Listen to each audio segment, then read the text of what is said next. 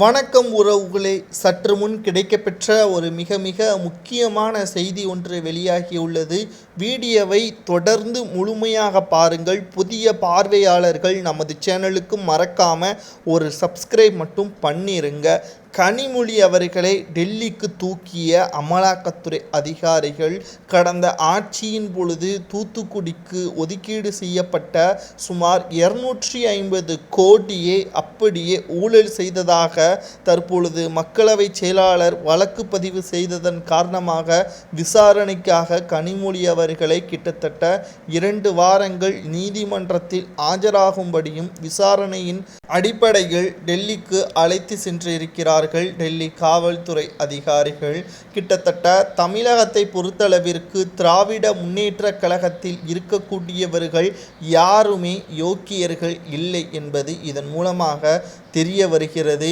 நேற்று கூட மிக மிக முக்கியமான மக்களவையில் விவாதத்தின் பொழுது திராவிட முன்னேற்ற கழகத்தின் மிக முக்கியமான எம்பியாக இருக்கக்கூடிய ஈரோடு எம்பி விவசாயிகள் தற்கொலை செய்து கொள்வது தமிழகத்தில் அதிகரித்திருப்பது, இதற்கான உடனடியாக நடவடிக்கை எடுக்க வேண்டும் என்று மக்களவையில் அதற்கான அமைச்சரிடம் விளக்கம் ஒன்றை கேட்டுள்ளார். தற்பொழுது தமிழகத்தில் உள்ள விவசாயிகள் அதிகளவு உயிரிழப்பு என்றால் அதற்கு முழு பொறுப்பும் மாநில அரசு தான் ஏற்றுக்கொள்ள வேண்டும். அவர்களுக்கு என்ன பிரச்சனை என்பதை மாநில அரசு தான் ஏற்படுத்த வேண்டும் என்பதையும் சபாநாயகர் கூறியிருக்கிறார். இதனால் மக்களவையில் திமுகவின் புதுமுக அரசியல் எம்பி என்ன பேச வேண்டும் என்று கூட தெரியாமல் திமுகவிற்கு ஆபத்து விளைவிக்கும் விதமாக மக்களவையில் பேசியதால் அவரை 2 நாட்களாக மக்களவைக்குள் வரவேண்டாம் என்று கனிமொழி அவர்கள் கூறிவிட்டார்.